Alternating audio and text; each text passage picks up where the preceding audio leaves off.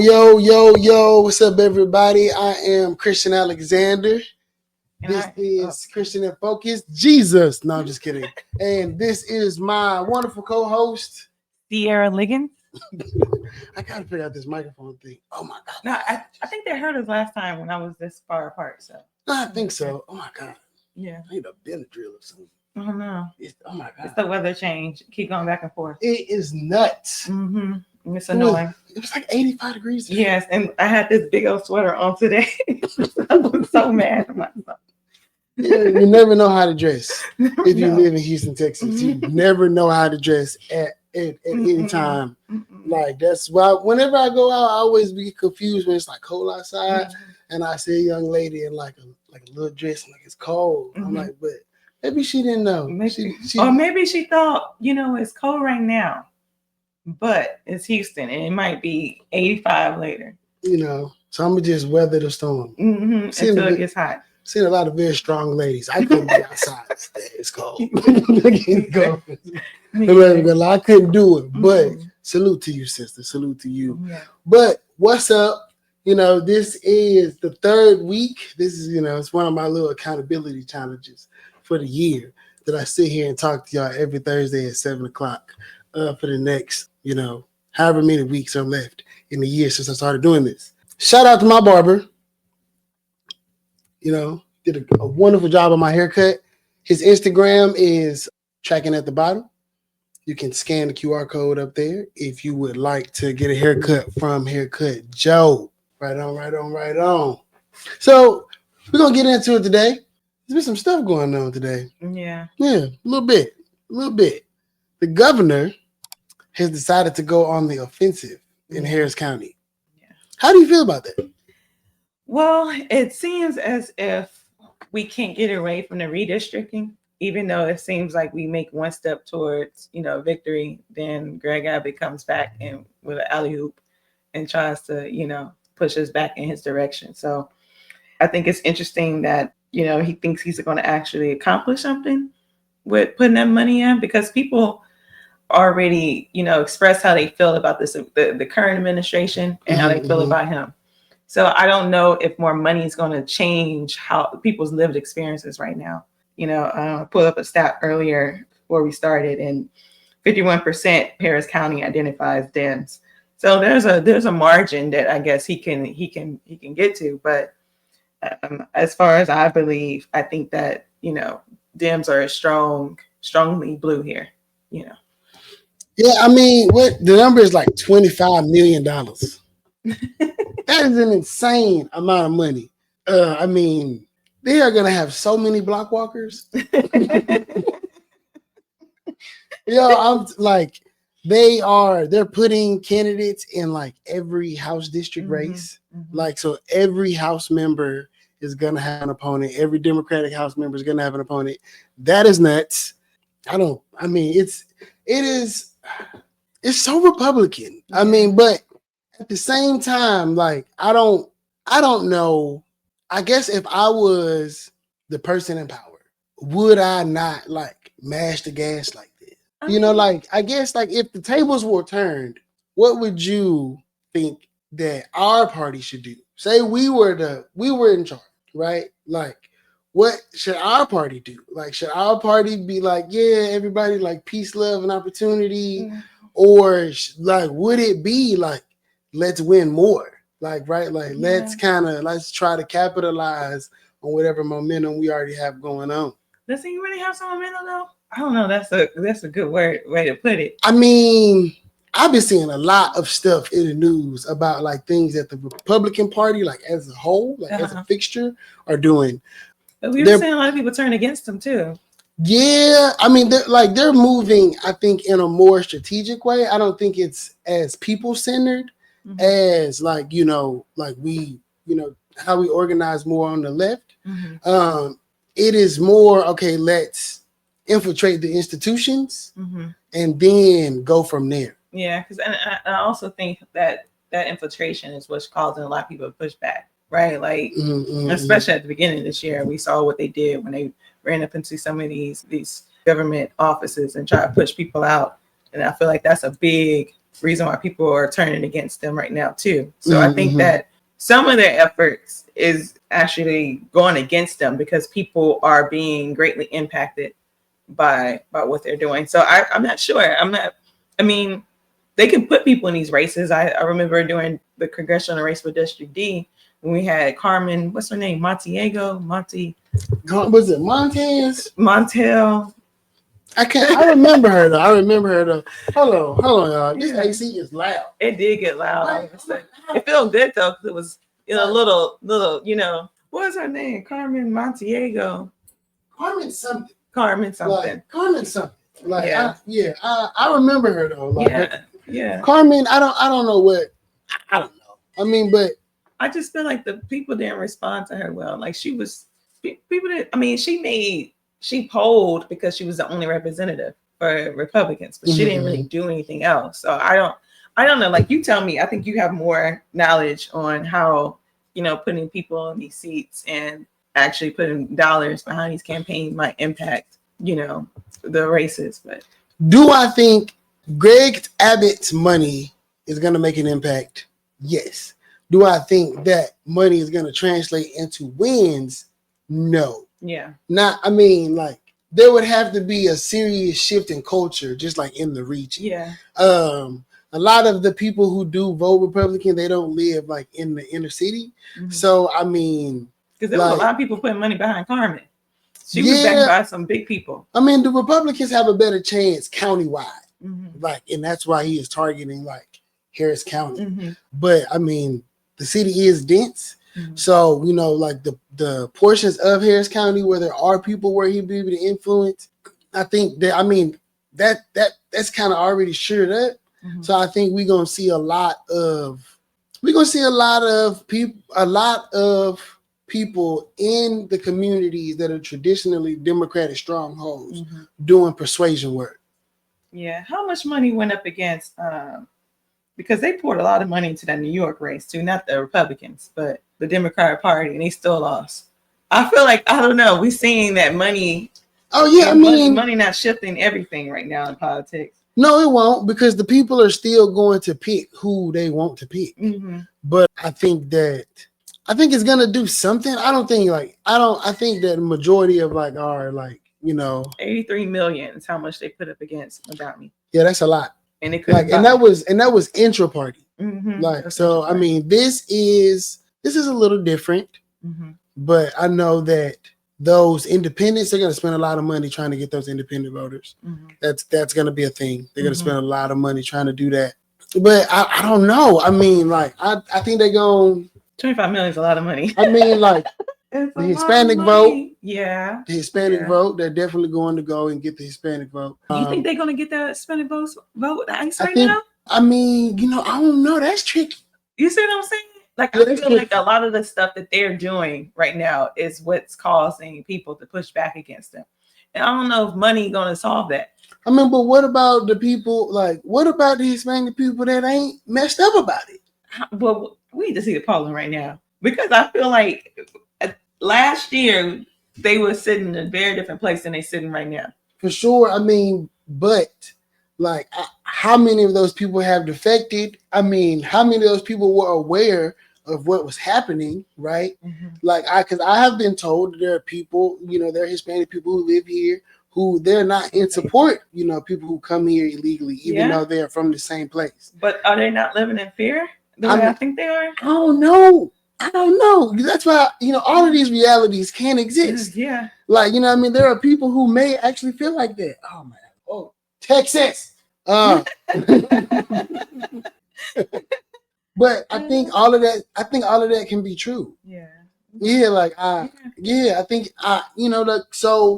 there are people who, may be up in arms, but there very well can be people who are not so up in arms, and they think that what is happening is a good thing, for the country, because there are a lot of people who are really thinking America, right?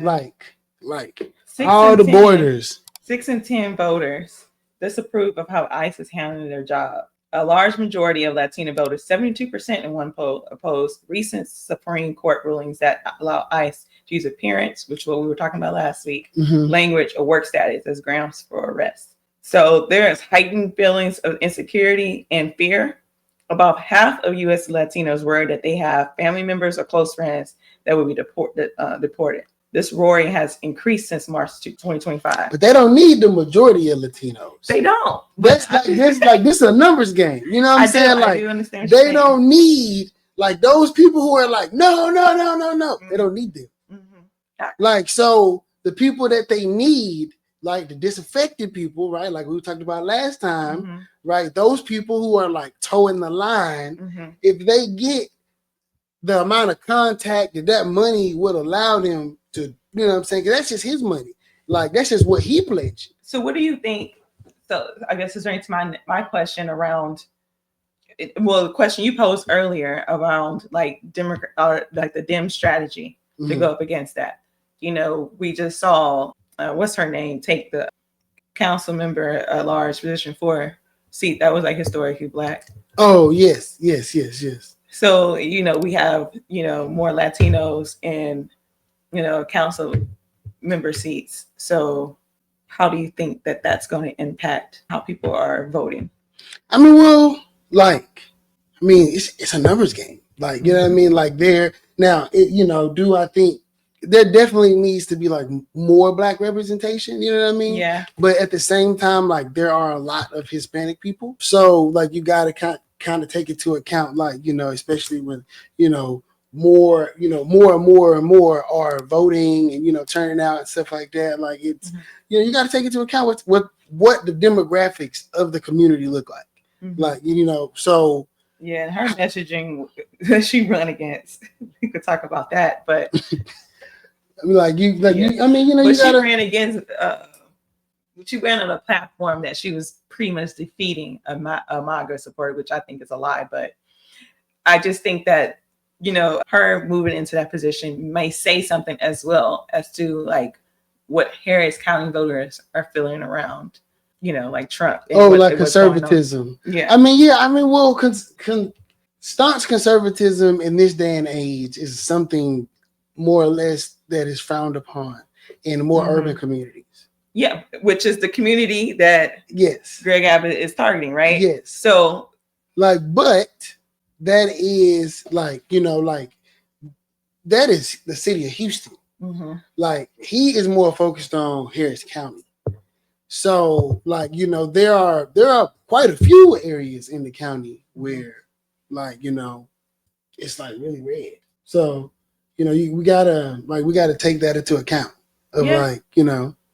Yeah, I just wanted to know what you thought about that win and if it said something to what the voters are feeling in Harris County, if that would like impact what Greg Abbott's trying to do. I don't know. I don't know if I think that. Yeah. No, I don't know if I think that. I think that what Greg Abbott is trying to do more or less is he's trying to take more of an offensive stance on what the shape of Texas looks like. And Harris County is such a force in the shaping of Texas. And he don't have much influence here, like especially not in like the core of it.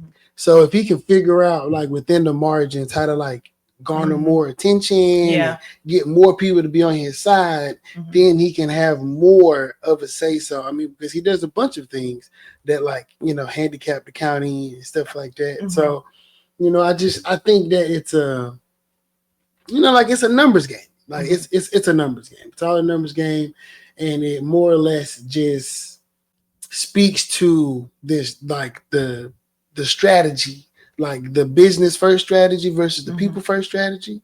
And I think like that is the fight that we are, I guess, have been losing, right? Is because the things that they have been doing, right, like, you know, are at least perceived to be more in a way in which, that's why the people that follow them because they feel like the business is going to get handled and they'll be able to like have more and do more. I think that's interesting because we've seen that people had that same idea with Trump. They rallied behind someone they perceived as a businessman, and that they would get something in return. So it's almost like they just continue on with the narrative that's not actually true, no matter how many times they see it. No, it plays out. I think you don't think so? I think that. So I mean, overall, Greg Abbott, Harris County, $25 million. I do think. I mean, historically, like more Black people vote Democrat than they do anything. There are going to be some young voters who are going to be highly affected by this. The young vote is definitely in flux, and we got to figure that out. Like these kids, they ain't messing with us. They love Charlie Kirk. They ain't messing with us. These kids, the kids, I'm talking like 25, 18 to like 25. They are not messing with us. They're not messing with us. And I can't blame them. I ain't gonna lie to you. I can't. We don't really mess with them. Mama? I don't know who to blame. I can't blame them. You can't blame. To me, it's uncool to shame an unenthused voter. I don't think it's cool. Because it's not their fault that they're not excited. It's your fault. It's like somebody selling shoes and you mad at them because they don't understand your art. Yeah. Like, you got to get them to get it. Like, if you want them to come do what you want them to do, you got to get them to get it. Like, and I don't, like, from what, I used to be a teacher, right? Like, you know what I mean? Like, these kids trying to figure out how to feed themselves. Like, oh, you know what I mean? Like but that's part of voting too, though. But you gotta. But the thing is, crazy thing. But voting being civically engaged in general is something that has been ripped from disenfranchised people. Like, period. That's why they just made city council meetings later in the day. Yeah. Because we got to go to work. Yeah. So we can't sit in. You could probably tune in if you're watching TV. What's that channel? HTV, yeah, but you gotta go to work. Yeah, you gotta have it playing in the background with your headphones. And most African American people are like working class people. Yeah, they have jobs where they need to be like focused. You know what I mean? Like, you can't watch this. So when you got these kids, like, you gotta make it something that they are gonna think that they like, something that they can see themselves in. Yeah. Like, so you know what I mean? Like, how are you supposed to see yourself like participating in this? Yeah. Like, what does that look like for you? Are there people that look like me that are like participating in this? Are there people that I look up to that are talking about this? That that'll draw me in. Like, and is this something like that can help me make some money? Right? Like, if we're talking about Black people, like, is this something that'll help me make some money? Yeah, because we used to have campaigns when we were younger, like Rock the Vote, Vote or Die. I remember it, but like, I don't remember like being like excited about it. No. Like, no, I don't. I remember it happening. I remember seeing it on TV. Yeah, one week apart. Yeah, but like, nah. I mean, I don't remember being like, yeah. No, but I also I didn't know any politicians. Like, you know what I mean? Like, stuff like that. It was like excited to vote because you was heavily, because if people don't know, I met Christian at Prairie View. Yeah. PV, PV, and Christian was heavily involved in Prairie View politics, like the city of Prairie View politics and what was going on. He was the one to bring it back to us and let us know what was going on and why we didn't have certain things or who we were supposed to talk to. Like, you were civically engaged in ways that I didn't even know was possible back at 18, 19, honestly, I don't know.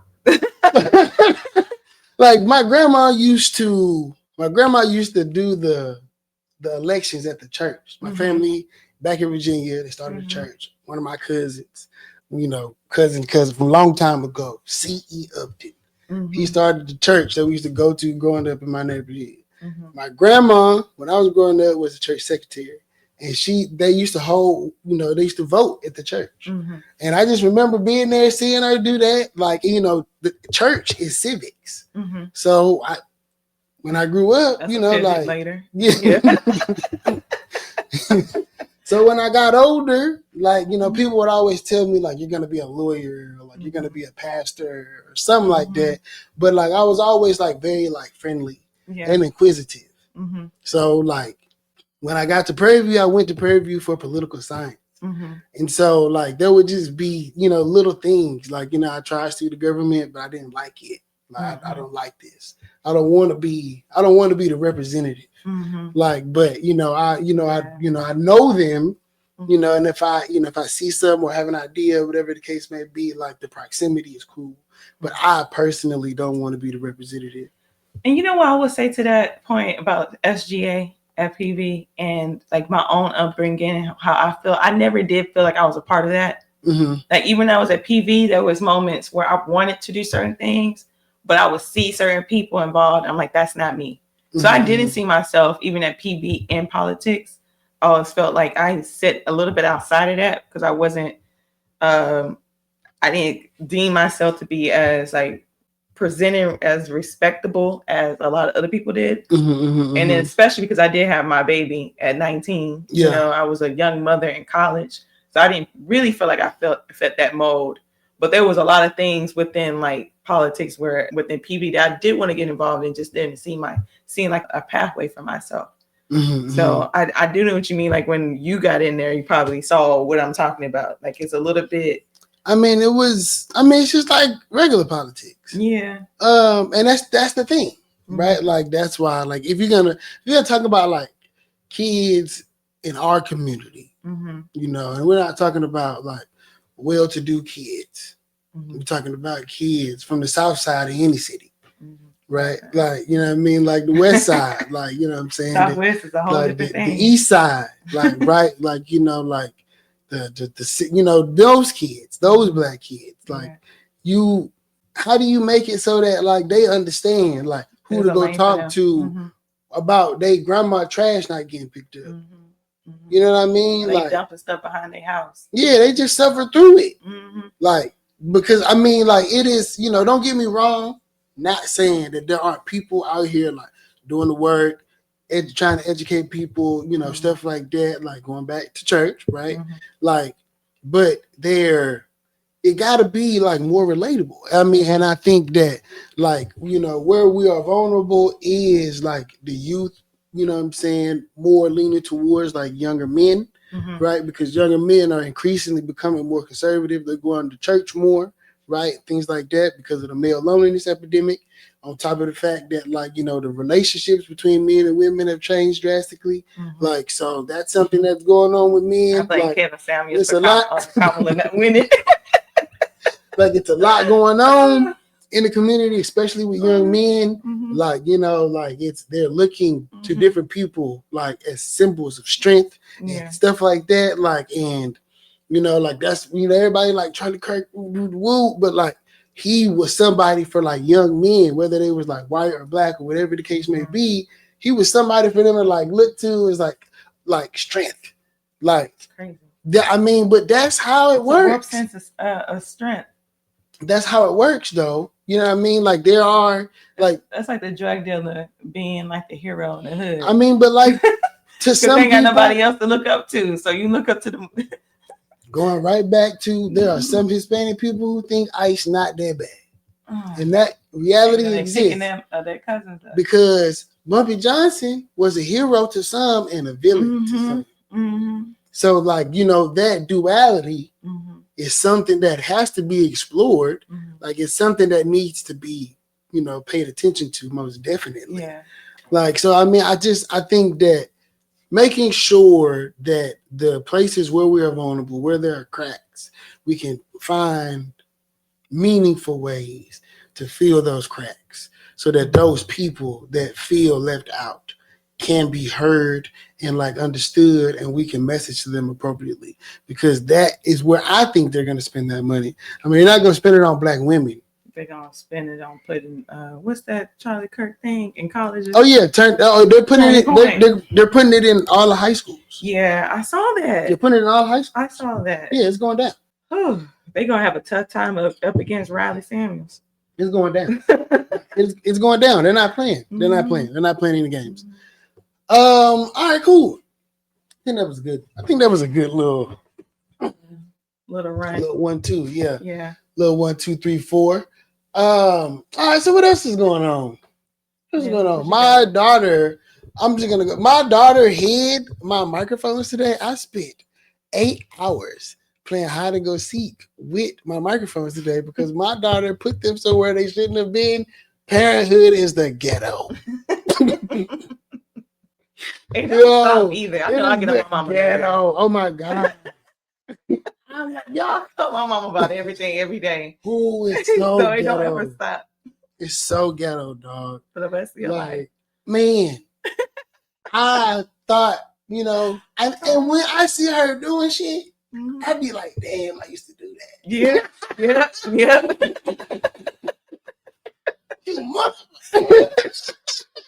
I know. Damn, I used to do that. I'm like, did you take this out of my house? Yes. Yes, Mom. Man, I used to do that. You're gonna be forever missing something. Man. Forever. Totally used to do that. I'm talking about. I still do that. That's what I'm saying. I still do it. Go pull up to my mama's house and take something. Oh, like, yeah, never stop. Man. Forever missing something. Dog.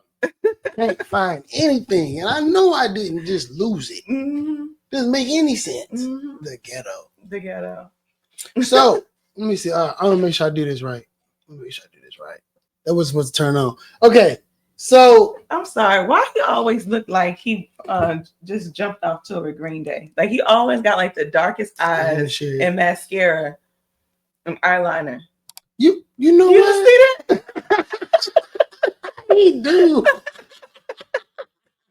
I know he was rocking the Green Day heavy back. That's crazy. Green Day because Green Day too liberal, but you know he gives punk rock aesthetic. That he do give that he might have on some eyeliner and mascara. I don't know about makeup, but you know, I like to say that I like to mind men's business. I do not mind. Yeah, but like I don't know about makeup though. Yeah, like that's what I'm saying. Like you know, I'm a mind my man's business. True. I don't know nothing about that, but I can see that he is a little dark around the eye. It's definitely giving. It's giving makeup.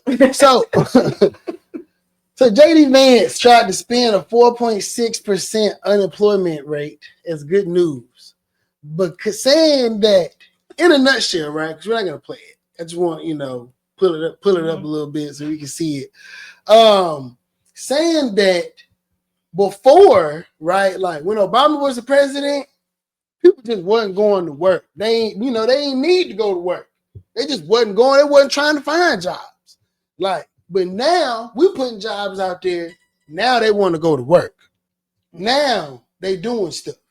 That's what's happening because we just added 1 trillion jobs to the economy, and people are so excited about going to work.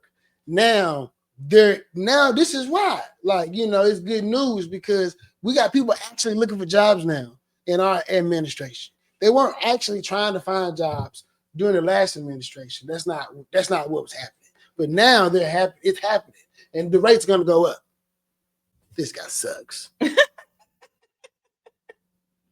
Yeah, he sucks. The natural unemployment rate is around 3.5%. So the B 4.6. I mean, we obviously that's not doing good. So I mean, I think to also put in context the reason why people weren't looking for jobs because we were just getting out of COVID. People still had that loan money. People had them stimmy checks. People was chilling a little bit. So no, people weren't looking for jobs. I think it's kind of hard to I think it's always a disservice to people because we talk about these numbers without context a lot.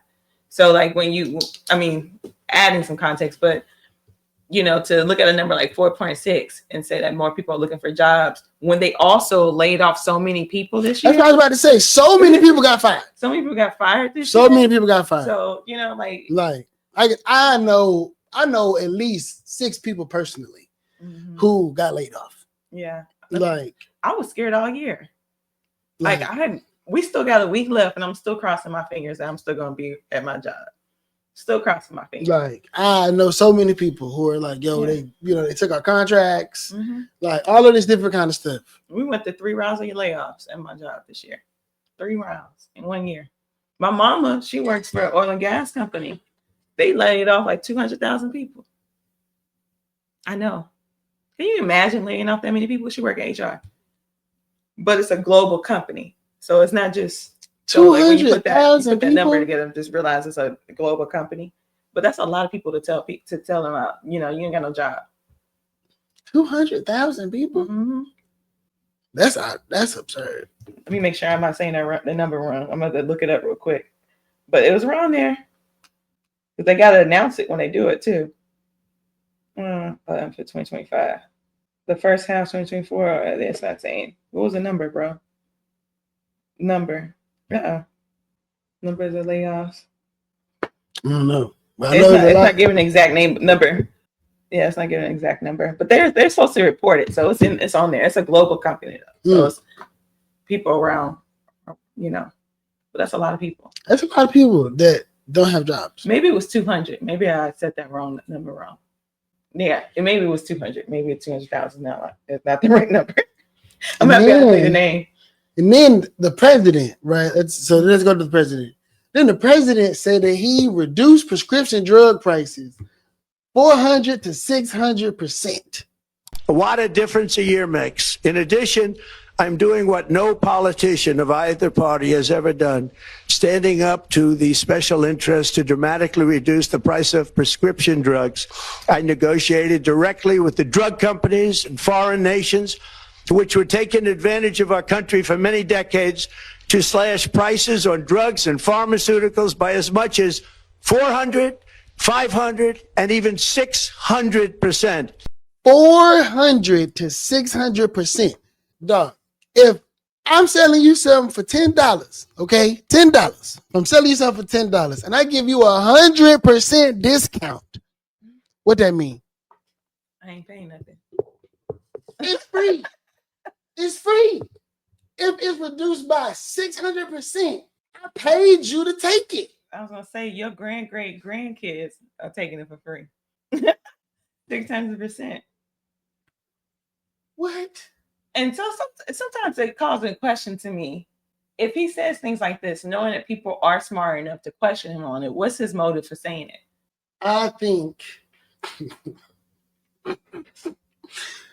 there are people that believe it. You think people believe that? Yes. Yes. Like, yes. It sound good. Don't that look good? Like, if you take off like the top part where it say like in a manic shouting speech, right? If you take that off and it say Trump cut drug prices by 600%.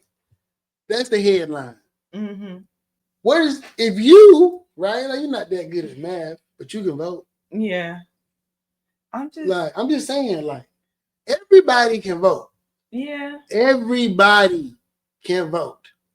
So, but there are people out there who's going to challenge that, and he just don't care. It don't matter because everybody, unless you're a felon, everybody can vote. That's why it's a margins game. Mm-hmm. He spoke to his base, and they believed him. I mean, like, you know, this only the beginning of his presidency. We barely in. How many more weeks we got in the first year? I don't know. Like, I don't even know. But all I'm saying is, like, this year feel like it's been 5 years. It do. And it's been like a year. It's like every day I hear or see something crazy. Something crazy. But I feel like we say that every day. I feel like every day we say that every day we see something crazy. And it's just nonstop. I mean, it'd be like that. I see a lot of crazy stuff just like right down the street from my house. People saying, "Oh, we got comments." Yeah. Oh, hey Don. Hey Don. Who are you talking about? I don't even know who. Oh, wait. She was talking about Alejandra. Oh. I wasn't necessarily talking. Well, I don't like her messaging, but I was just trying to point out, like, I think that it may say something about the voters. If you can campaign on that and win. I mean, for sure. I mean, well, those candidates were on like two totally different spectrums. Yeah. And I mean, you know, everybody is, you know, in their campaign, in their races, right? Everybody is different. Mm-hmm. Some people throw mud, some people don't throw mud. I seen on Darrell show, it was some mud slung. It's not even, they throw lies. Let's be No. real. They throw fibs. Go on Darrell's Facebook page. Darrell, Durrell. I ain't saying Darrell. I don't want to talk about he in the comments. Go to his Facebook page and you're gonna see the mud. Mm-hmm. Like, you know what I'm saying? Some people don't, they some people be like, I'm gonna rise above, some people not gonna rise above. Mm-hmm. Like, you know what I mean? Like, she decided not to rise above. Like, I mean, she decided not to rise above. Am I mad that she not rising above? No, I'm not mad. I mean, some people, mama tell them when you're in a fight, you better pick up something. Do something. You better pick up something. Do something. Do something. So, please. Do something. We were all taught something different. That's all I'm saying. Do something. So me personally, I'm not against the mudslinging. Like, it happens. It's politics. It get a little dirty. You know what I mean? Just don't talk about nobody's mama. Like, yeah, that's all. Just don't talk about my mama. Okay. Like, yeah. Because I'm going to hit you. Okay. That's why I could never go into politics. Leave my stuff underneath the rug. Don't talk about my mama. Like, you can talk about me like a dog. Like, throw me out there, drag me. Yeah, I mean, if it's something that, like, because it's usually something you did to yourself. Like, and you like, yo, please give me some forgiveness for this. But everybody don't owe you forgiveness. See what he did? See, he said some stuff he shouldn't say, but that don't equate to what they were saying. Yeah, but no, what I'm saying is, I mean, it's just, and I'm not, and I would like disclaimer. In my example, I was not mentioning her opponent, like, just period. I'm just talking about candidates in general. Yeah. Like, if there is mud to be slung, it's usually something that you have done. I mean, yes. And you want the public to forgive you for this discretion. Yeah. Like, but everybody is not going to forgive you for that, for your transgression. Yeah. Like, so you have to keep in mind, if you're going to be a public figure, that if you like to party, you like women. That's most of these men. Like, you know what I mean? Like, you like whatever it is you like, dog. You better like it in a place where people will not tell everybody about your business. Because if somebody finds out, they are going to tell. If you feel like that maybe you may say or do something that may not fall favorably on the ears of your constituents, you should ask someone. Yeah. You ever heard of T app? I know we're getting far off topic, but the T app that they had. I have heard about it. And it was some hitters on there. It was some hitters on there. It was some like, he's on there. That's yeah, crazy. I mean, like, and I say, I mean, this ain't, this is not exclusive to me. No. I would like to say this. This is not exclusive to me. There's not a T app. I mean, if there probably is. I mean, I wouldn't doubt it. There probably is a T app for, but you gotta, if you're gonna be a leader of people, you know what I mean? Like, one, you gotta choose a crowd, and you gotta make sure that crowd understands, you know what I'm saying, where you coming from. Yeah. And know that, like, your message is not going to fall kindly on all ears. Like, and that is not, no one owes anybody that. Yeah. It's tough. Yeah. But they don't owe you. They don't owe you. All right. Oh, well, speaking of, like, people not owing you stuff and, taking, make transgressions. I was on Kirk Franklin's show, right? And they're like, where you going with this? Hallelujah. Don't. So I was on Kirk Franklin's show, and he had some, as some would say, inflammatory statements. He made some inflammatory statements about church, right? And I was watching the Isaiah Factor. I'm gonna find this lady's name. I'm gonna find her name. The pastor. The pastor. There was a pastor on the Isaiah Factor yesterday. and it was this pastor, a realtor, and a podcaster. Mm-hmm. I can't remember anybody's name. The podcaster had a cool name. It was like a rapper name, but it was a podcaster. I thought that was super interesting. Mm-hmm. Like, because most podcasters are like the first and last name, you know what I mean? Mm-hmm. He was like Fresh Stacks or something like that. I don't know. I'm sorry, brother. Fresh Stacks or Fly Stacks. There's a rapper named Stacks. He live out here in Houston. Yeah, he was in Houston. Houston. Who it was. But his podcaster name was dope. His podcaster name was dope. And it was them two and a pastor. And the pastor was an older lady. And if you don't know, T.I. was basically saying that he is not someone who is drawn to like the organization of the church because he feels it is flawed for various reasons, right? And as somebody who grew up in the church, I can agree with some of his sentiments. I can see how he feels. I'm a 90s baby. Like when I went to school during the Free the Nipple movement. I'm a bit of a hippie, so I can understand like this, I'm spiritual versus, going to the house and worshiping, all of that other kind of stuff. I totally get all of the different perspectives, as you could probably tell, like as this show goes on, I'm a man who believes in nuance. So, but I think the interesting thing that I heard was when they were discussing it on the Isaiah Factor, the pastor was saying that with all that we have going on in the world right now today, that we need the organization of the church more than ever. Mm-hmm. Because the organization of the church was what brought us through when we were fighting for, the equality that we have now. The organization of the church, like what that looks like, the community, all of that other kind of stuff. That is what our generation is missing because of our detachment to the church.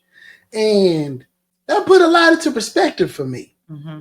The other two panelists, they wasn't really rocking with it. But for me, as somebody who, if you don't know, you finna know my politics. I am a self-funded political scientist and just an overall nerd, history, civics, and that and all of the above. And my politics is rooted in Black liberation and Black economic liberation. So when I'm hearing this, right, like I'm picking up what she putting down, right? Mm-hmm. Because we do need a mechanism like that. Mm-hmm.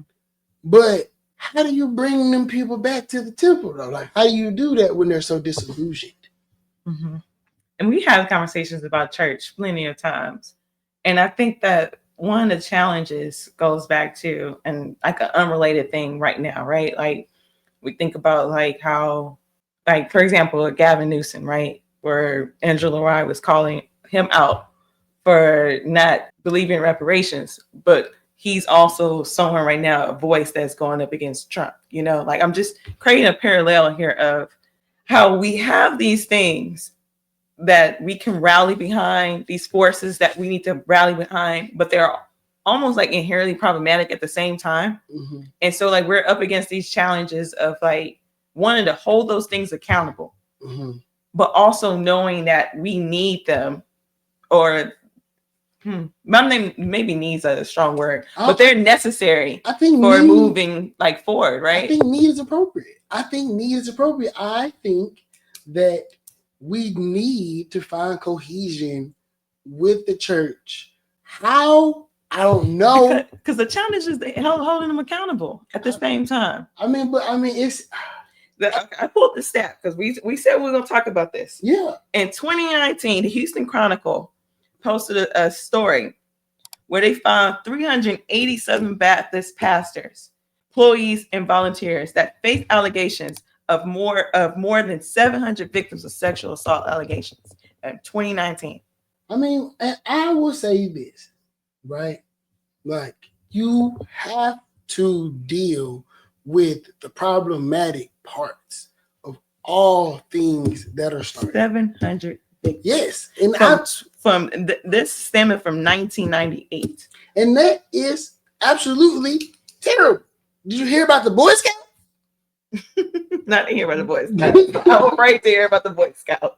I am terrified to hear about the Boy Scouts. I'm terrified. Yeah, the boy. Okay, hold on. Let me pull it up. Why are you doing that? Just making the point again. It's. But wait, we got to go back because we don't want to like, because yes, like we do. Here it is. This is 2025. Yeah. No. They just like settled. Like it was Lord. 2.46 billion. Yeah, that's not funny. Oh, it's not. It's not.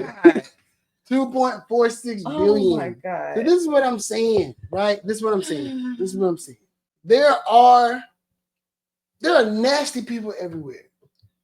Okay? We have to protect our children. We got to protect our elders. We got to protect ourselves. Hold up, wait. Right?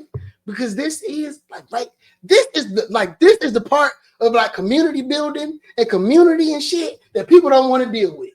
Like this is why we don't have community. Right? This is why in Africa they used to have mob justice. You know what I'm saying? That's why they used to do stuff like that. Right? It's but like harmful. I'm not saying people are going to do bad things. But we have to. How many we people? got to wait. 82,000 people. No, this is crazy. 7,800 people do bad things. Yes, like in the world, like people do bad stuff, but people do bad stuff. Can we at least at a baseline agree that people do bad stuff? Whether it's murder, whether it's theft, whether it's rape, whether whatever, people do bad stuff. Can we agree on that? Yes. Okay. Now, can we also agree that if we were to get 1 million people together, and that 1 million people, can we also agree that some of those 1 million people, which could be 82,000, we could do the math and find out how much 82,000 is out of 1 million, right?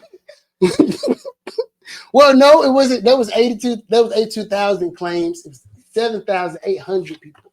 So 7,800 out of 1 million.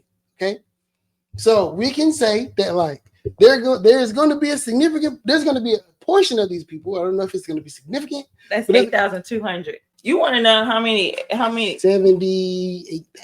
78,000 out of 100,000? No, out of 1 million. That's 1 million. No, that's more than 1 million. That's 100,000. 100 So million. 000. Okay, wait, no. 1 dash. I did that wrong. You're right. Yeah. So smart. So dumb. All you gotta do is the zeros. Yeah, that's 1 million right there. That's 1 million. Yeah, and there's 2 zeros and 78,000. Okay, so 0.78%. Yeah, 0.8. Okay. You remember that in high school? 0.8. I'm not good at math. I can count money. So 0.8%. Like that is not. That's people shouldn't be doing bad stuff. But what I'm saying is, right, if we cut 0.8% off of $1, we would probably barely notice it.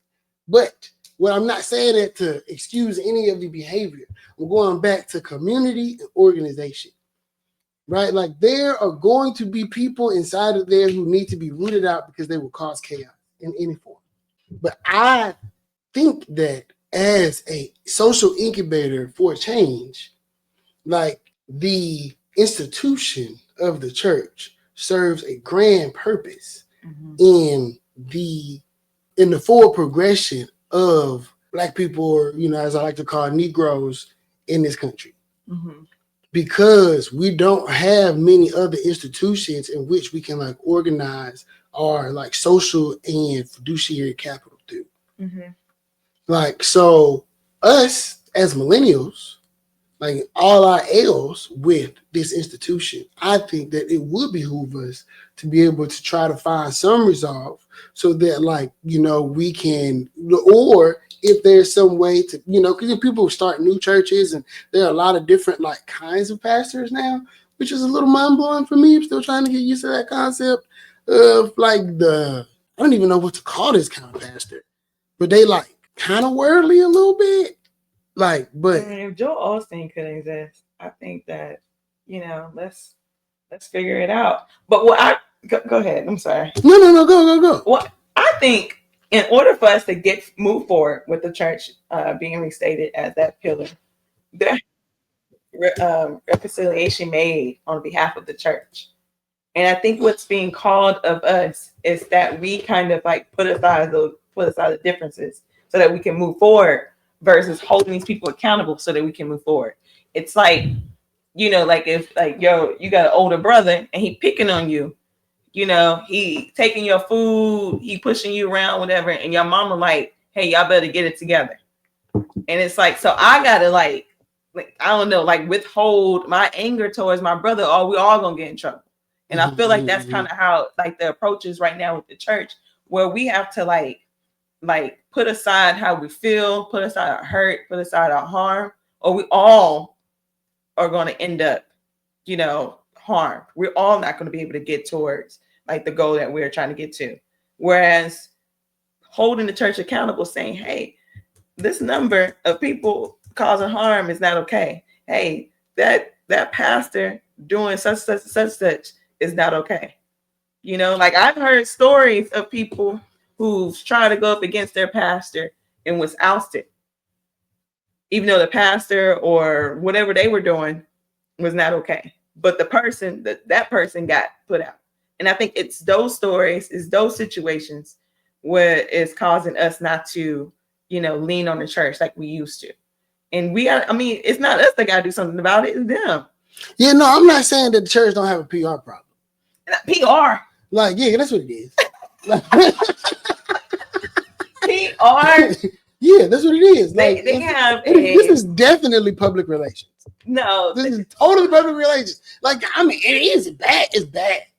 It is bad. You know what I mean? Like, they're like, they gotta keep their hands to themselves. Probably. I mean, but it's not like the whole though. And that's what I'm saying. And that's what the doctor was saying. It is. It's protecting the predator. Like every time it's protecting, even this conversation, even what the pastor was saying, it's not holding the people who are in charge accountable. And people are tired of that. That's what CiErra was saying. I don't disagree. And so if someone's telling you what they need, then I think you gotta hear them. I don't disagree. Right. But, we all, also, right. All of these churches, right. They're not all like, most churches are like independently owned, stuff like that. Like they're like private institutions for the most part, but they fall under these different umbrellas. Like, but I think that the concept of like what was, right. Mm-hmm. Like the concept of like what church was to like, to the community. Like, I'm not like, like, people, like I said, we agreed, people do bad stuff. People do bad stuff. People do bad stuff in church. People do bad stuff in the government. People do bad stuff at the Boys and Girls Club. People do bad stuff at the Boy Scouts. People do bad stuff at the workplace. Like, but if you doesn't exist on its own independent space. Like church exists because of the concept of the sharedness of it. It doesn't exist by itself. But does a few bad apples, because we did the math, 0.08%. Does that ruin the whole field of apples? That's a lot of people. But it's a million apples. How many apples would that be? Like if we had a field, apples for the bunch. If we had a million apples, mildew spreads. So how far? That's what I'm saying. Like till we know about. We get rid of it. Like right. So is this so do we just throw the whole thing away? We don't throw the whole thing away, and that's not even what's being called right now. That's what the lady was saying on the show, though. What is being called is to hold these people accountable. But how do we fix, right? Like, and it's not even just this, like, right? Okay, my own personal problem with church. Mm-hmm. I went to Portugal around 2023, and I stood in the church. I stood in church in Lisbon, where they signed a proclamation to start slavery. How do you go and stand in that church and understand what they've done to your people, to your lineage, to your ancestors, and the atrocities they caused around the world, And there's no reconciliation around that. There's been nothing done there. That's from 1400s all the way to today, where you still got all these like harmful actions being done. There's no accountability at all within church. Why they want slavery in Portugal? Why they want slavery in Portugal? Yeah, that's not what it said. I didn't want slave. That's where it started. No, who? Okay, wait. Who signed the proclamation? It was in the church. I'm gonna bring it up for you. Hold on. Church. Right, but so okay, let me go back to what the lady was saying, right? Because all of these things that you are saying are valid, and this is what she was saying.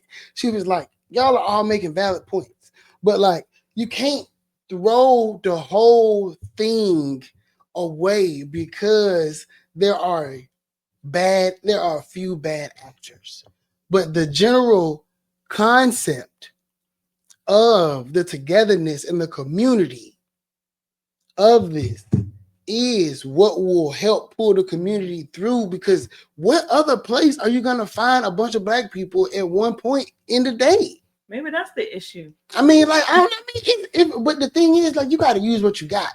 Like, that's the thing, though. Like, we could hope for like a new system to exist, and I'm all for that. Like, I'm all for that.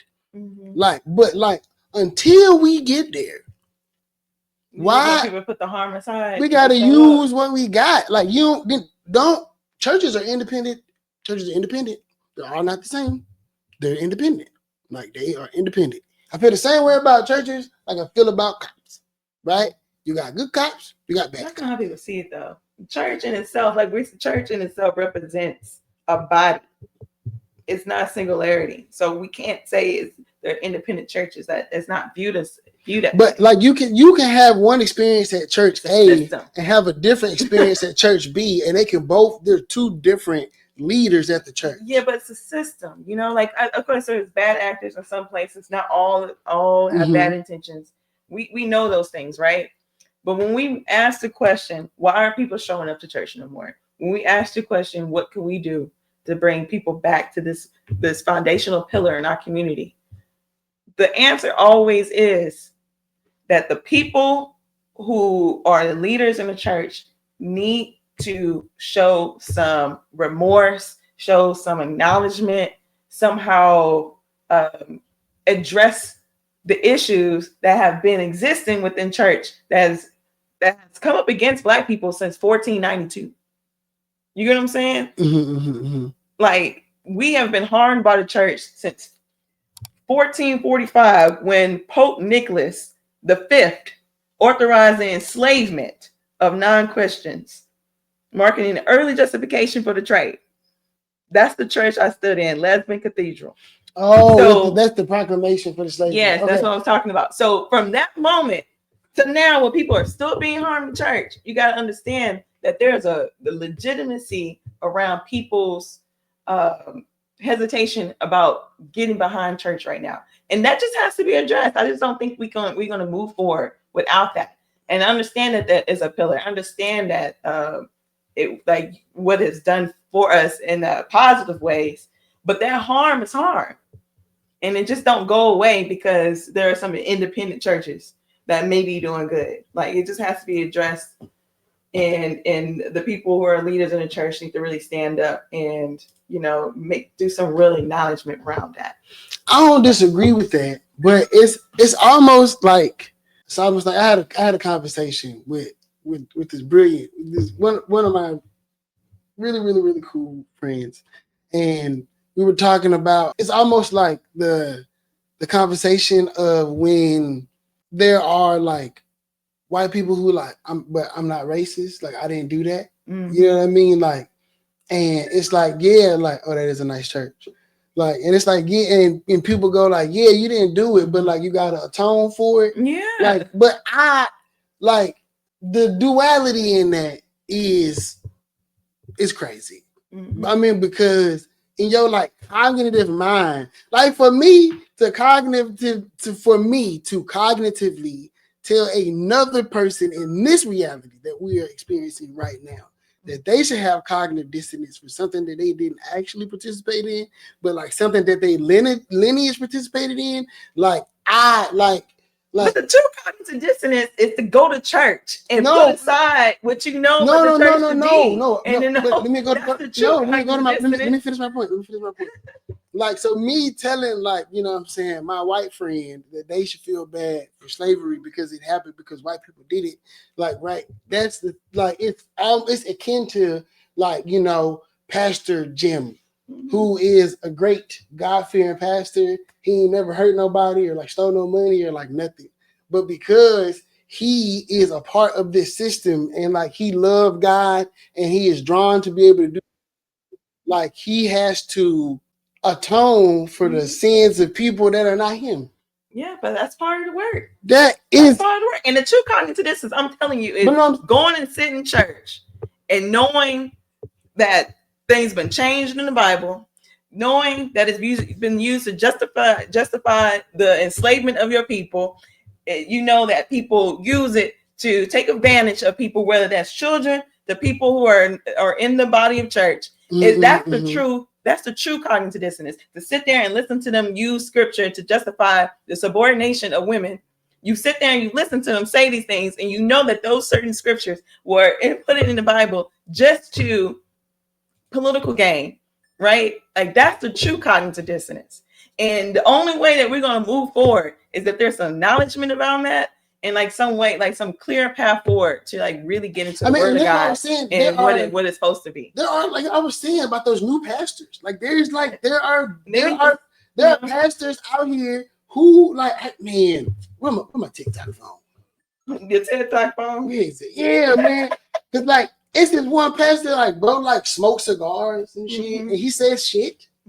He was like on TikTok, like, yo, if you ain't got shit to do today, come down to the Kingdom Cathedral. And I'm like, the hell? Yeah. If my grandma heard this, she would be up in arms, G. Like, what? Like, but like when he talks about theology, he is talking about it in a full circle.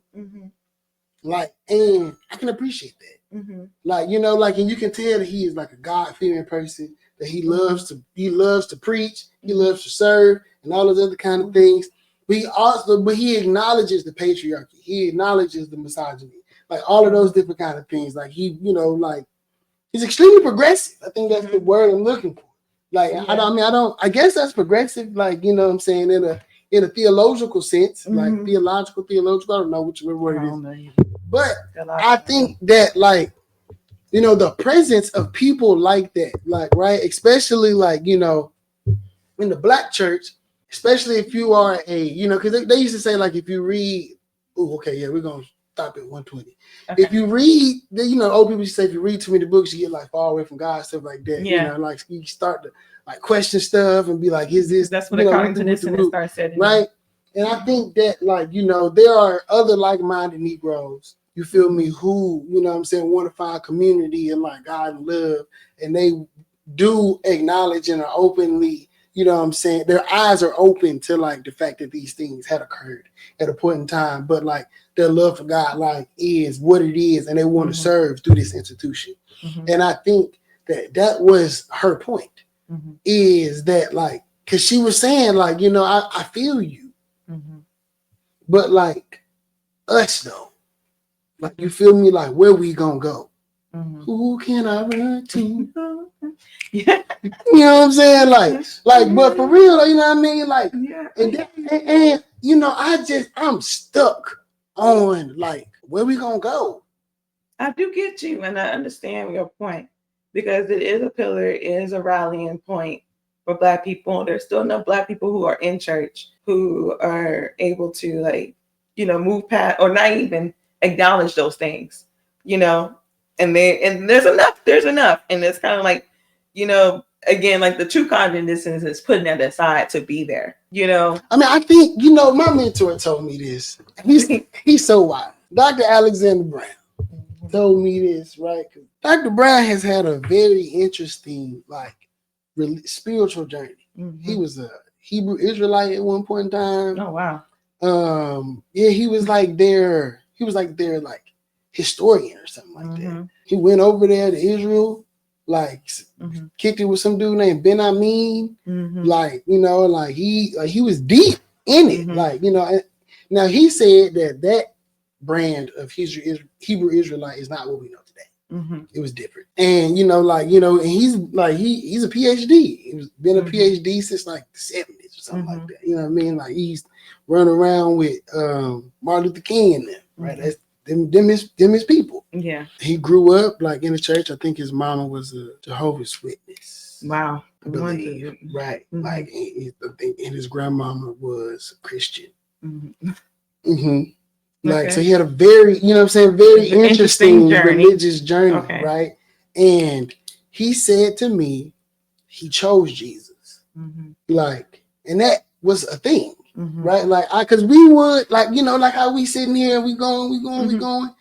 And I go and I talk to him, you know what I mean? Because I could just, like, let it rip, like, freely. And one day I was just, all the stuff that kind of how we do it, I was poking, and he was like, I chose this. Like, you know what I mean? And he well read, brilliant. Like he understand all of the, you know what I'm saying? But like he chose that faith. And I think that is what, like, you know what I'm saying? Like, and I understand how there can be cognitive dissonance and like what your faith say, you feel what I'm saying? And like I can like what the history say. You know what I mean? Like, but it's like somebody being a fan of mystical is crazy. I know. He's gonna shake that.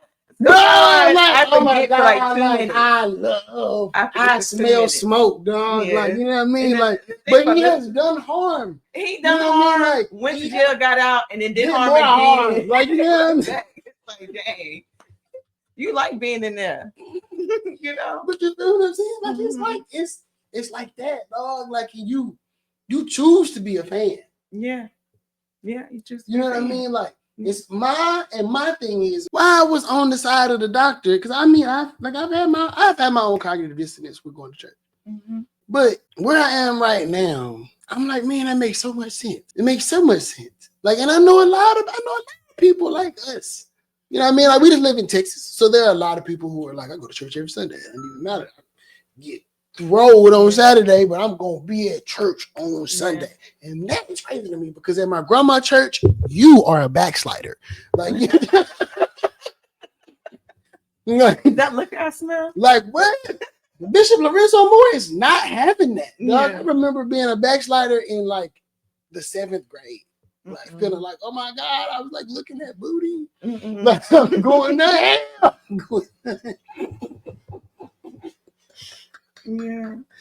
No, it was wild. It was wild. But I think that as far as like our organizing capacity is concerned, I think that the church is probably like our greatest. It is our greatest ally. It's our greatest asset, man. We ain't got much. Yeah. But we got that. And we got to work it out, dog. We got to work it out. But it's like, as Black people though, we got to find like, we got to find a fellowship space, man. Like for real, like as like millennials, like all the people, older than us are like, they starting to die and stuff like that. Like we got to really get it together. I feel you. We got to get it together. We can't be like those, it used to be a million. There was the Black Panthers, SNCC, the NAACP, like, the Urban League. What about run groups? Because right now, but it's a million of them. They're the place of fellowship. Everybody want to have their own $500,000 program instead of we coming together having one big $50 million program. I feel you. Like, you know what I'm saying? It's the MLK parade. All of it, yeah. Yeah. And I go to church. I let what applies and what don't let it fly. Like that's how I treat church because it is a cognitive dissonance experience. You have to like settle in with some of the things that to not be true. Do you feel like you gotta settle? Oh yeah. Do you feel like you gotta settle? Oh yeah. I feel like finding a church and finding like a pastor to lead you should be like dating. Like you gotta know you aligned. But that's the part that you're missing. That's the part you're missing. Is that a lot of what's in the church is inherently problematic. So you're going to have to settle in some ways. I don't know. Like I feel like I don't know. What if you don't have to? What if there's a pastor that he cool, y'all cool, like y'all believe like the same stuff. Like he see stuff the way you see stuff, but he is like, you know what I'm going saying? to find that. I don't know. I haven't seen it.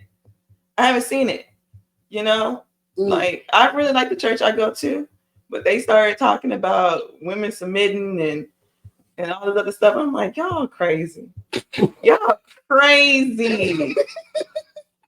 Like, here we go. That's exactly how I felt. I was sitting in the church like, damn, here we go. Talking about the man is the head and the women is the arms. I'm like, the arms? The arms. I just can't get down with that. Like, first of all, I know too much about history and subjugation, all that. I know too much for you to like work on me, like per se. Like I understand too much even about like our history as Black people, and like our ancestors live in a matriarch. They didn't live in a patriarchy. Like that's very Western. That's very colonialism, you know. And like to even like understand that and like sit in church and hear somebody try to preach to you that the reason why we ain't doing something because women don't really know where they're supposed to be at right now. It's wild. And I'm like, okay, I'm gonna catch y'all next Sunday. Yeah, we're talking about something else. I don't really, you know, I just want all the men to understand that I'm not with y'all with like being mad at women because they got jobs and shit. Yeah, and I ain't trying I'm not with y'all. I'm just no. I just had to make the disclaimer. I'm not with y'all. Women always work, first of all. I'm not with y'all. Like, no. They make work with rich people. Like, but right now though, because a lot more women go to college than men, they got like better paying jobs and dudes are pissed off about it. You know what I'm saying? And I'm not blaming you, men. I'm not blaming you. I'm blaming some of you. I'm not blaming you, but I'm also not with you all. You know what I'm saying? I'm my men's business, and what money goes in that woman's pocket is not my business unless she give it to me. Yeah. So mind my business, but I'm just saying. Yeah. But to bring it home, right? Because we got 2 minutes. To bring it home, though there are some problematic things that have happened in the church, past and present, right? Totally acknowledge that. But I saw today that like the Baptist Association has 21,000 churches in it. What was that stat? You gave about the Baptist? That's 700 people. 700 out of 21. So 21, that's just 21,000 buildings. Okay. Let's do the math. There's 21,000 buildings. So that doesn't, I don't know how many people are in each building, but that's a lot of people in each building for 21,000. Even 21,000 to 700, like them numbers is, you know what I mean? I'm not saying we're not taking away from the victims, y'all. I'm just saying look at the organizing power, dog. That is 21,000 different. It is the largest African-American organization in the country. But you see 700 victims, and you got to multiply that by their mama, their daddy, their cousins, their auntie, their grandmother. Right. Like all those people that was impacted. Okay. You just hear one victim, and then but then what do we use? Okay.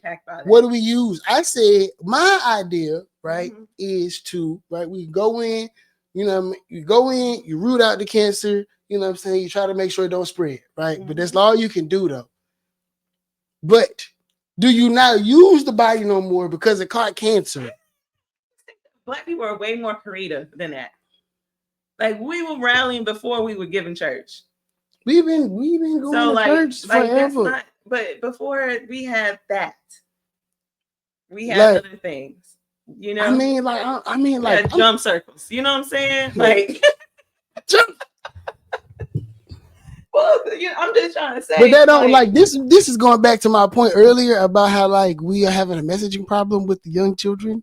Like, cause like just the niggas don't know nothing about no jump circle, bro.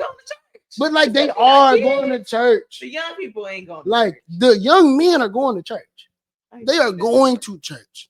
They are going to church. They want things. That's why our music trash. Because they're not going to church. They're going to church. The conservative, like the young men, the disillusioned young men, they are going to church. If they not going to church, they still like, yeah, a little God. You listen to every rapper. That's That's because their mama told me. But I'm just saying though, like it is deeply ingrained. Like we gotta meet them where they at, dog. Like we can't be so gung ho on, but you should be. I think that's where I'm at with it. Like it can't be, but you should be though. I just think that it's not what should be. I just think that people need to just be like people always throw around this word accountable, but they're not holding the real people who need to be accountable. But like, how we're just not going to move forward because people are going to be hurt. People are still hurt, and it's just like, how do we move past that? Other than like allowing the people, not allowing, but put it in their face. Like we're not showing up, and that should be cause enough to make some changes. But instead, it's like it's being thrown back on us that we're not showing up. Like that's the protest. I mean, they have made changes. They have started to take church offline. Okay. They're like, you need to come back in here. But in order for us to come back in here, you gotta stand. You gotta hold yourself accountable. I mean, but like what I'm saying is, if Church A, you feel me, ain't never had no sexual assault accusations. They ain't never stolen no money from the congregation. They ain't never had no abuse allegations. They need to start putting on their Facebook page. I got a cousin. I got a cousin. They need to leave with that. I got a cousin that slapped a lady at church. And he is a high official at church. I don't know why my mind just went back to that lady from Don't Be a Menace in South Central when they was doing breakdancing. Men have flaws, dog. But what I'm saying is, like, you got like church is imperfect because it is run by men. And God, you know what I'm saying, and Jesus, they understand that. They know that they died. Jesus died, so we got grace. Right. And I think that, like, as millennials, as the new leaders of the new school, right, we need a organizing tool, like a big one. When the old schools, they at church, we need to bridge the gap. Yeah. There's a divide in the community. There's a divide in the community. We need to find, like, you know what I'm saying? Like, I'm not saying, like, you know, go along to get along. I'm saying use what you got. Yeah. We just gotta find ways to, I guess, what's the word? Not filter. But maybe that's what it is. There needs to be a filtering process. Like there needs to be a way to acknowledge or like a system to vet these churches. Not everyone should be a leader. Not every church should be leaders. Not every church should be the communing space. And, you know, put it on your Facebook. We ain't never had, you know, or we ain't never did this. I don't know. 0 sexual assault allegations. Like on the board. I don't know. I mean, I don't know if that's necessary. I don't know. I mean, like, I agree that, like, you know, there should be action taken when people are harmed. I just think that there should be what the doctor was saying is real valid. Yeah. That the space, the purpose is extremely needed. And I think that with the hurt and the disappointment and all of the woes, you feel me? Like there are good things that come out of these things. Like, and we need to find a way to like bridge the gap so that it can be used in a way that is beneficial and like more of an organized force, right? So that we can have $25 million to spend somewhere. Yeah, I do agree. I just think that responsibility lies on the leaders of the church and not us. I mean, but I think that like they need to hold themselves accountable. Well, I think that we I think we agree on that. I think where we disagree is who needs to do that? Who's supposed to be doing that work? I think that without we, there's no fees. So we have to, right? You know what I'm saying? We got to hold them accountable. Like you can't expect a snake to shame itself for being a snake. So, you know what I mean? You got to go in the garden and dig a mud. Yeah. Like, so, I mean, you know, and then, you know, because of the power, you know, all of the different things that we've spoken on, that will cause that to not happen. But I think that if, you know what I'm saying, it is a system in which people admire. And it is a system in which they find great resource and value. It's something that, like, they find community and they get spirituality. You know what I'm saying? Because the brother on there was saying he felt like he's not getting no ROI. And he's seeing everybody putting their money in the collection plate, you feel me? And they like, I'm hungry. And the pastor was like, well, that is because you got to participate in the institution. And I definitely think that the institution should give back, right? Like, I definitely think it should give back. We can get more into that like next time. You know what I mean? Like, for sure. We can keep going about this. Yeah, like, I definitely think it should give back. Like, I grew up going to the United House of Prayer. Like, y'all can look it up. Some people say that it's a cult. You know what I mean? Like, and then it's to jail for embezzlement. So, there's that too. No, the bishop who started my church, he called himself Daddy Grace. Like the current bishop of the church, like they go by Daddy. It's not bishop, it's Daddy. Yeah. But the business structure of the church is something to be studied. Mm-hmm. Right? Like they provide resources to their congregation, you know what I'm saying? They were like jobs, all this other kind of stuff. There are different examples of like faith leaders who created these economies for the people who decided to join their organizations. Mm-hmm. And like they were prosperous and they had power and stuff like that. So I mean, knowing that those things have happened, so I know that it is possible. Mm-hmm. Yeah. You know what I mean? So like, how do you look at these different use cases and then say, okay, we can apply it in this way? Mm-hmm. And I think having that knowledge and then hearing the perspective of the elder on the show the other day, and then listening to the people that they were like our age. Mm-hmm. I felt them. Mm-hmm. You know what I mean? Like I totally felt it. Yeah. I'm always, I'm not here to be like critical, but I know it's where is it? Because I was having a Bible argument earlier. Excuse me. Right, like 1 Corinthians chapter 5, verse 12 and 13. It says, Paul says believers are supposed to judge inside the community, not others. Yeah. So you are supposed to cast judgment, like, but it needs to be by the fruits. It needs to be righteously, though. Mm-hmm. So, like, yes, like you have righteous judgment, and that's fine. Like, but I don't think, right?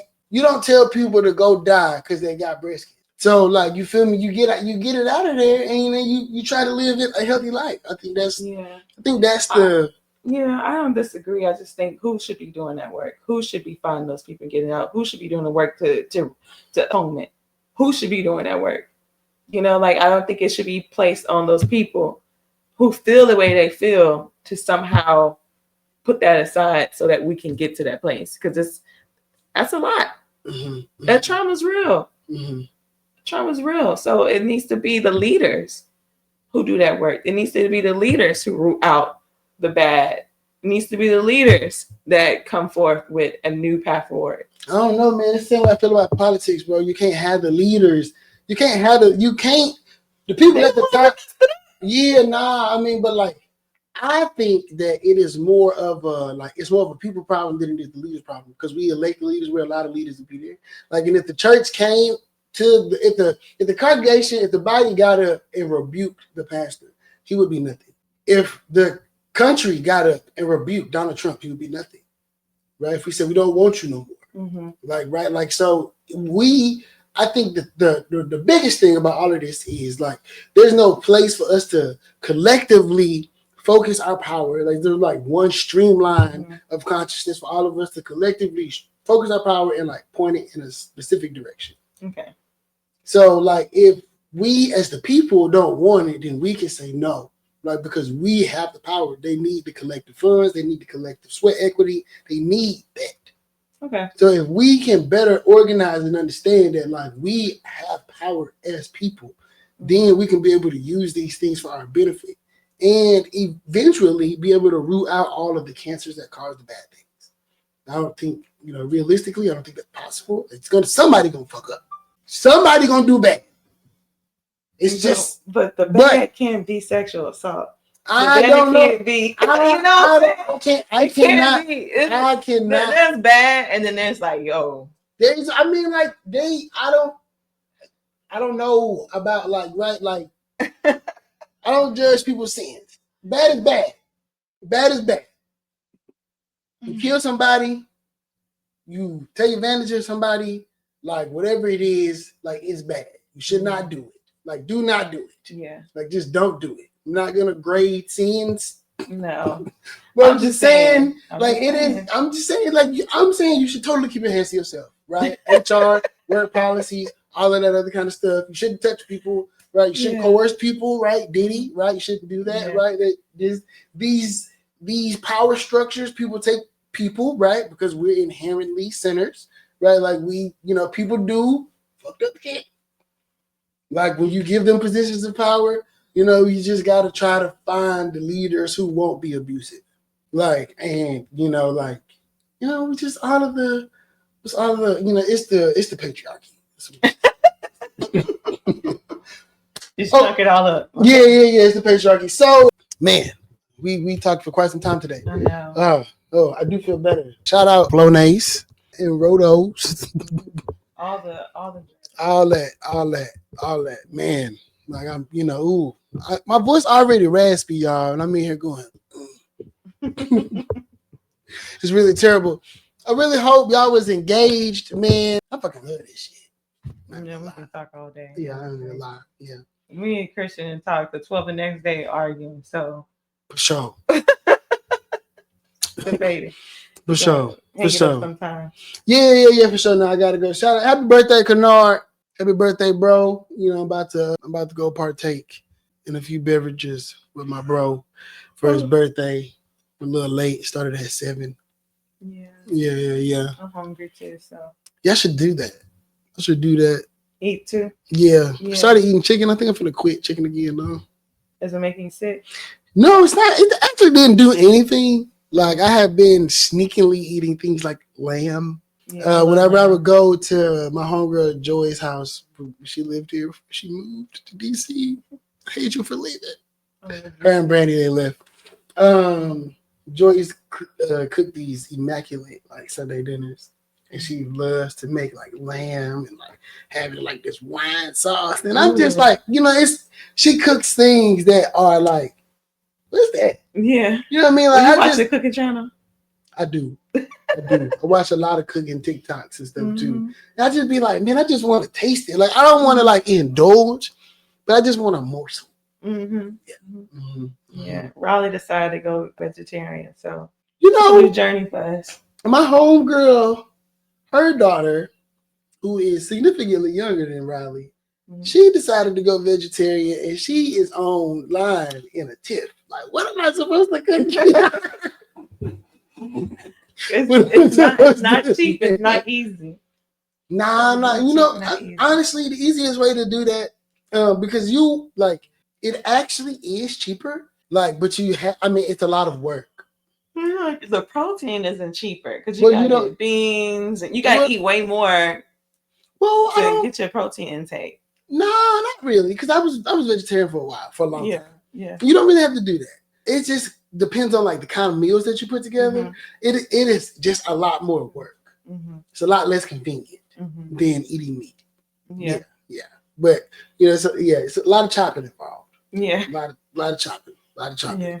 But just buying vegetables. My grocery bill is significantly more. I was I was pescatarian, so it would be like a little bit more expensive because I was buying fish.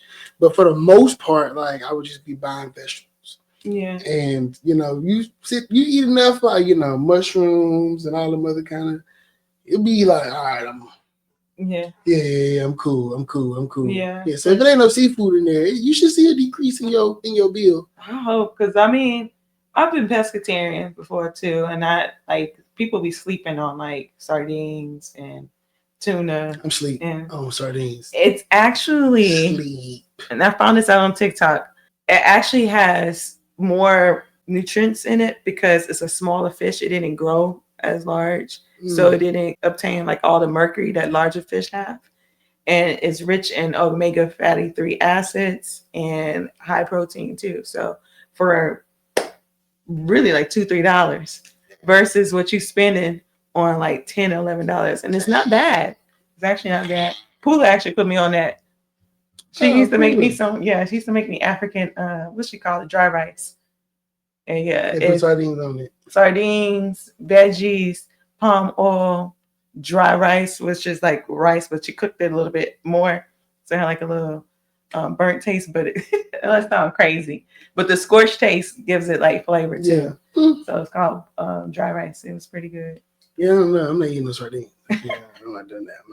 But okay, y'all, it's time to go.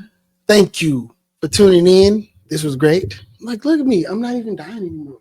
Yeah. It's great. Yeah, After an hour and a half. Yeah. Oh my God, it was terrible. Yeah. All right. Until next time. Bye, y'all.